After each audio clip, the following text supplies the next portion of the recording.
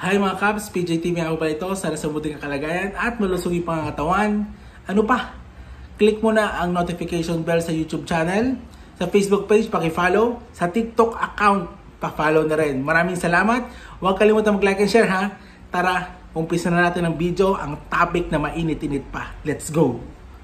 So, hi mga Cubs. Eto na naman tayo. Alam nyo kung bakit? Ha? Alam nyo kung bakit?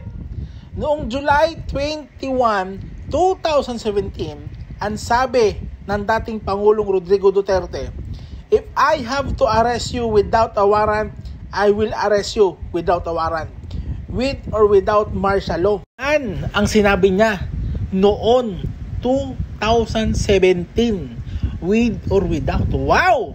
Kumbaga, wala siyang pakialam sa mga proseso-proseso.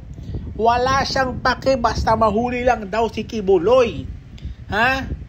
Kaso, ngayon tayo sa present, ha? Ang sabi niya, "Our country has never been in a more tragic state as it is today. Rights have been trampled upon and our laws derided." Wow! Ha?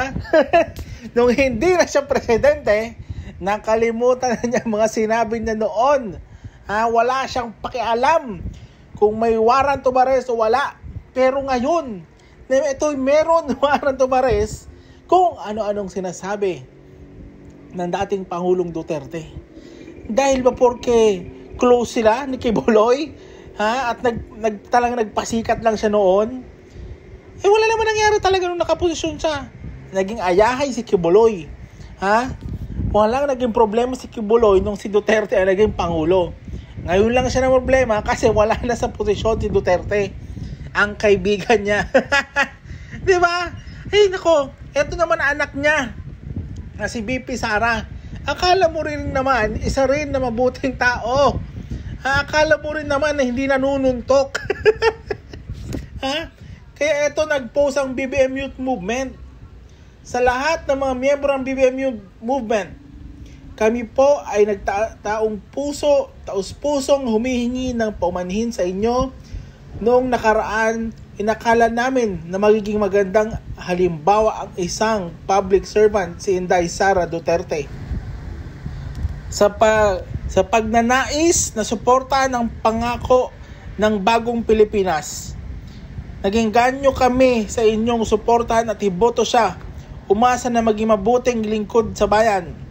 Ngunit sa kasamaang palad, na pagtanto namin na ito ay isang malaking pagkakamali. Kami ay humihingi ng inyong pang-unawa at patuloy naming ipaglalaban ang mga prinsipyong tapat at tunay na maglilingkod sa bayan, alinsunod sa bisyon ng bagong Pilipinas. Maraming salamat po sa inyong patuloy na pagsuporta at dedikasyon sa ating kilusan. Magkaisa tayo para sa tunay na pagbabago. So, ayun na nga. Ha? Naisahan rin nila o naisahan sila ni BP Sara. Ay, itong mga Duterte talaga, di mo maintindihan. Akala mo ang bubuti. Alam mo nangyayari, parang pabiktimang style ng mga ginagawa nila. Oo, yan ang ginagawa nila. Lalo ni mga project members ngayon, akala mo wala silang ginagawang masama. Hinaharangan nilang mga daan, nagbibida-bida. Tapos pag na-aresto ng police o obstruction of justice, ha? Wala na. Masama na naman ang mga police sa mga mata nila. O ayan na, hinuli na ng mga police. Ay, Diyos mio, hindi nyo ba alam kung bakit hinuli? Kasi mga pasaway ang mga member ni Kibuloy.